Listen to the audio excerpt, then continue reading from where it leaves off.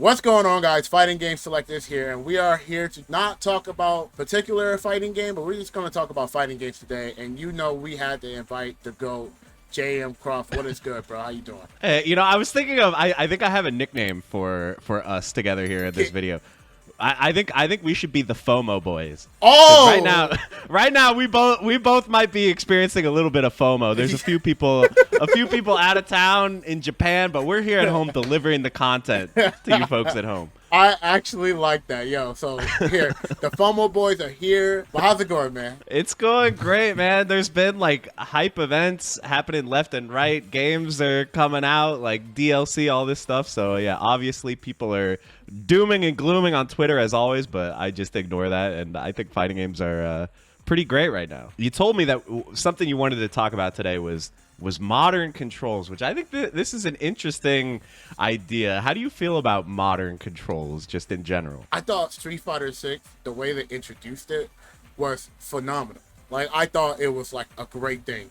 And I feel like the modern control, what it does for not only like the scene as a whole, but what it does for like the audience is that the people that want to give it a try and kind of like hit buttons, just kind of make things work, they can understand and appreciate how hard it is for certain situations due to modern controls. You know, being able to do like low forward drive rush combo DP, and then like they watch somebody playing classic mode and being like, wow, the recognition for them to actually doing that and the input is like insane, right?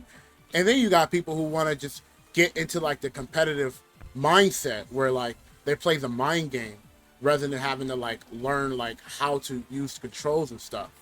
Right, you can kind of like you can skip that first step of like, well, bro, I can't even get the moves that I want to come out when I need them. You know, so right. You can skip that and actually start like enjoying the strategic element of the gameplay, I guess. Yeah, and I think those are like the two biggest things that what brings to the table that is so great for modern controls. That's why I think it's so good. Yeah, I'm a little bit torn between.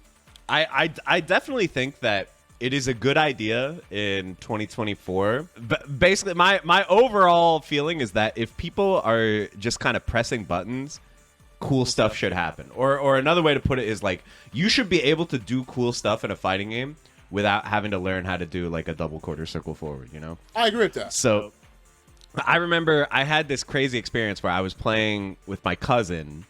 And I had brought two fighting games that he didn't know how to play at all. I had brought Marvel 3, and I had brought Injustice 1.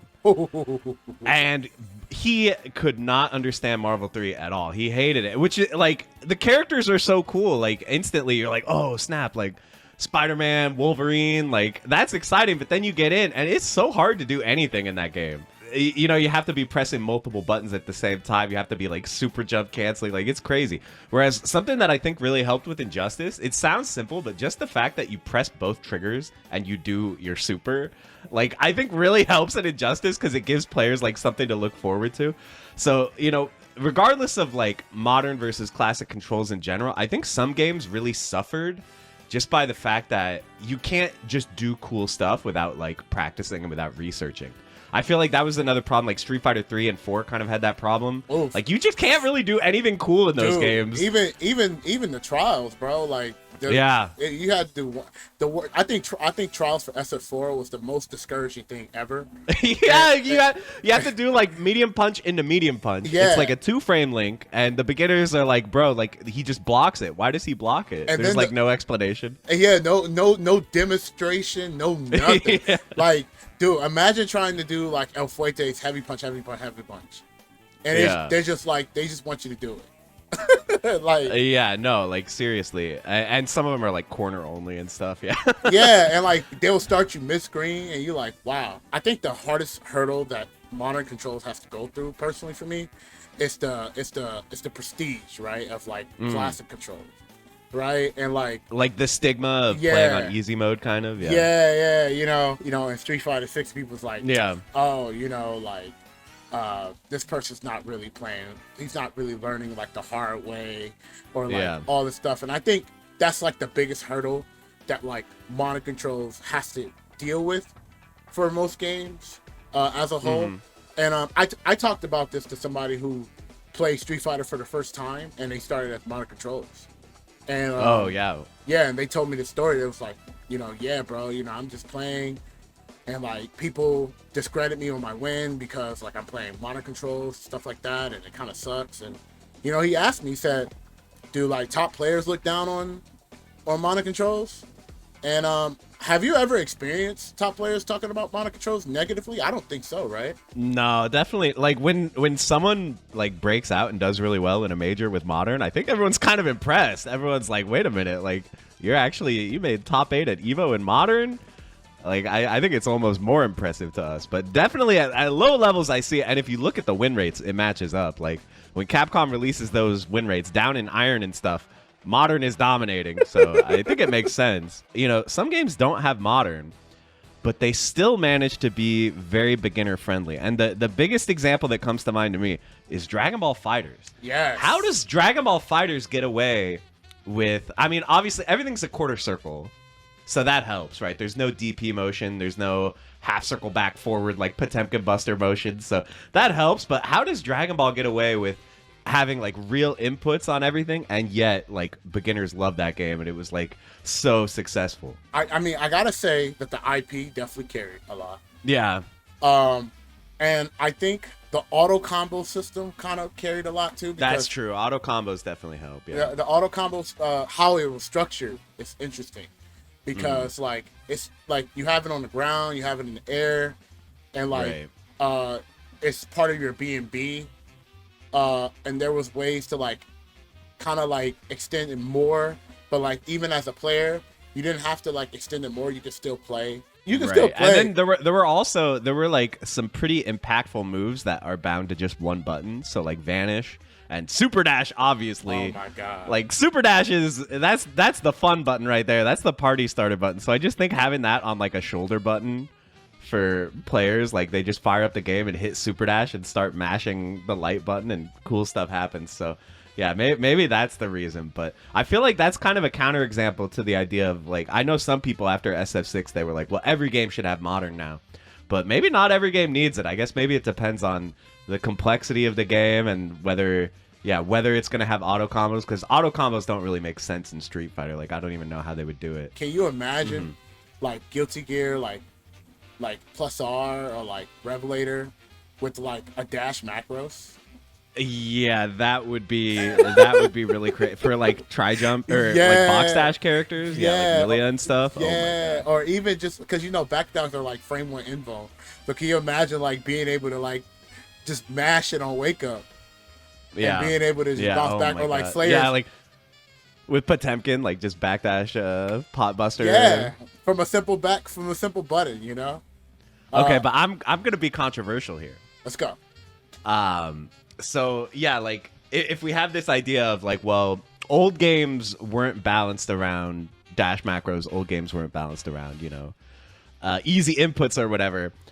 But aren't we kind of accomplishing that with Leverless now? Because certain games are kind of getting broken by Leverless. Like Accent Core might be an example. I don't know how big Leverless is in that, but like Vampire Savior is an example where now like certain characters in Vampire Savior, people are like, oh yeah, I only play this character on Leverless because, dashing with double tap forward is so hard on a stick, That's crazy. I did not know that. Yeah, so like games that like don't have 2-button dash, I feel like you get a pretty big advantage by playing on Leverless. So maybe like now that cat is out of the bag, that's a little dangerous. So maybe now it's fair to add modern controls to more games to even the playing field. I don't know.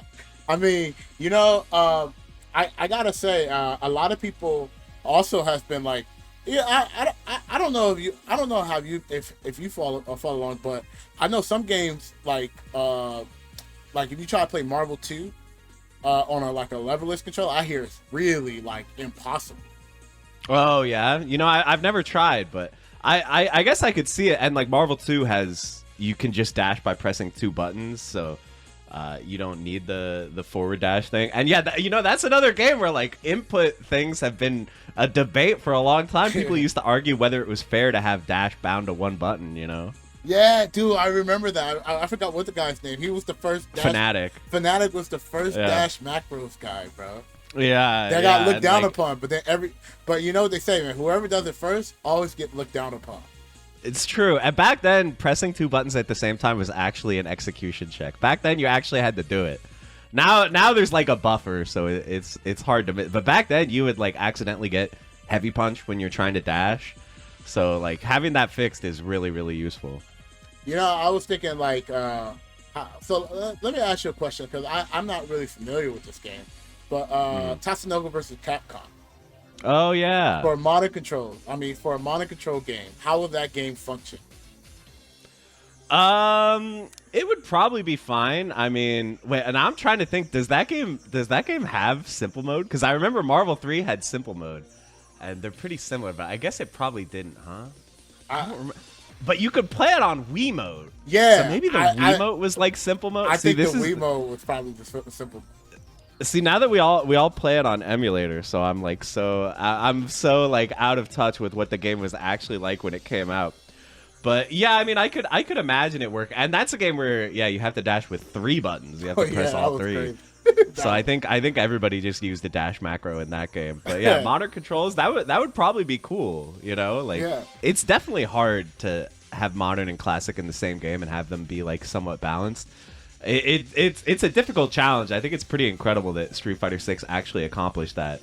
But I can imagine most developers would be afraid. You know, they're like, we either have to make modern terrible, or we just have to like force you to play one way. Like most games force you to play classic, but then games like Smash or BB Tag or like Fantasy Strike, those are all games that are like modern only. Essentially, everything's one button. You know, do you think because of having a balanced modern and classic, why the character balance for Street Fighter 6 is like taking 1 year? Oh, I never thought about that. Actually, that's an interesting point. I like to think that the 1 year thing is a choice, right? But like it's a choice. Like they want to keep the competitive integrity of the game. But I don't know. I mean, because if you think about it, how many characters are in SF5 or SF6? Like 25. 25.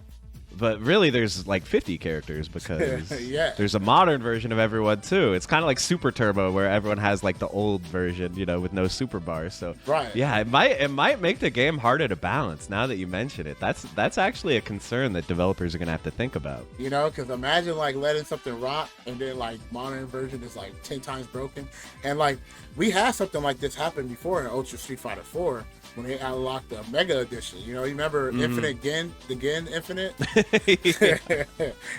So like, you gotta make adjustments for like every version of the character, regardless, even if one is stronger than the other, and that might be taking a lot of time.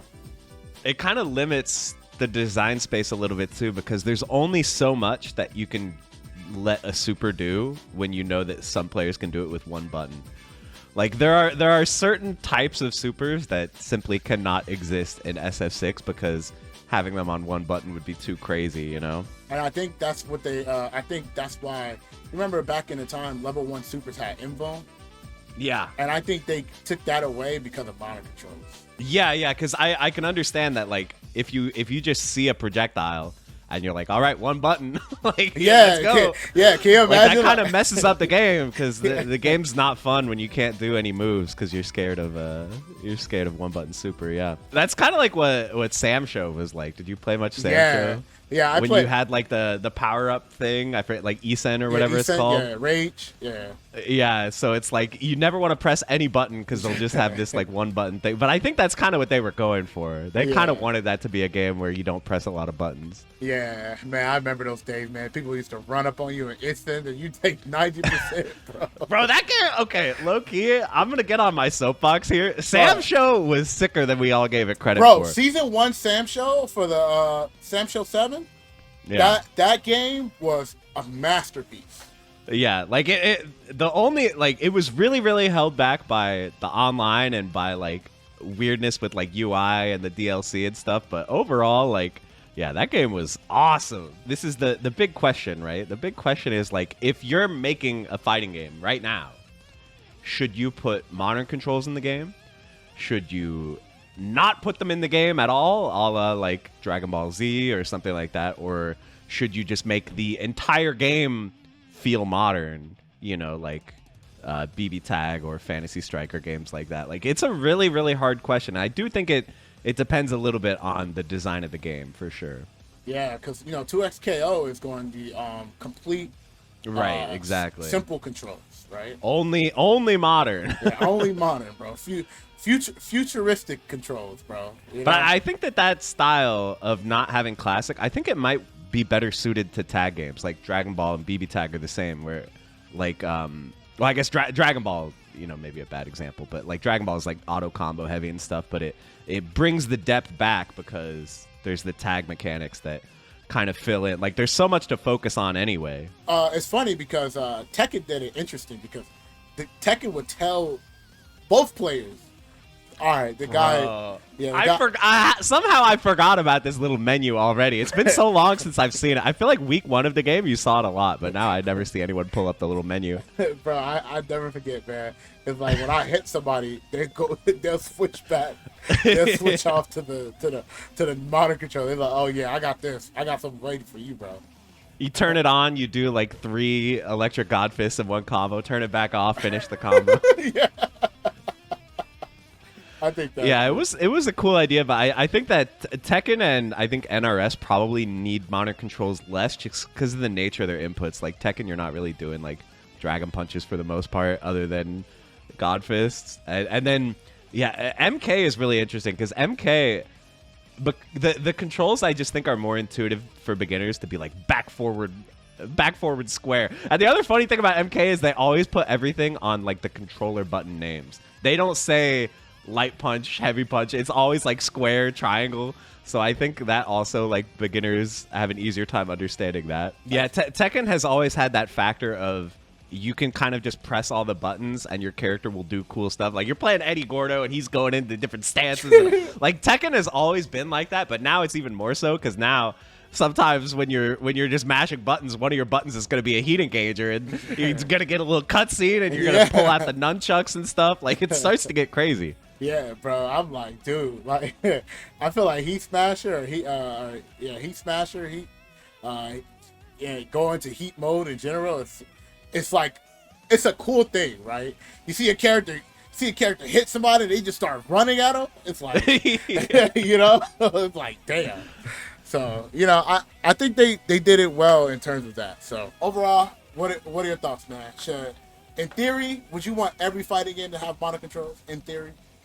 I think it definitely depends on the game, but I think bottom line is every game should have something that makes it so that new players can pick it up and start having fun without having to look stuff up, you know, whether it's auto combos, whether it's modern controls, whether it's Tekken having like a magic menu that you open, whatever decision the developers feel is right for their game.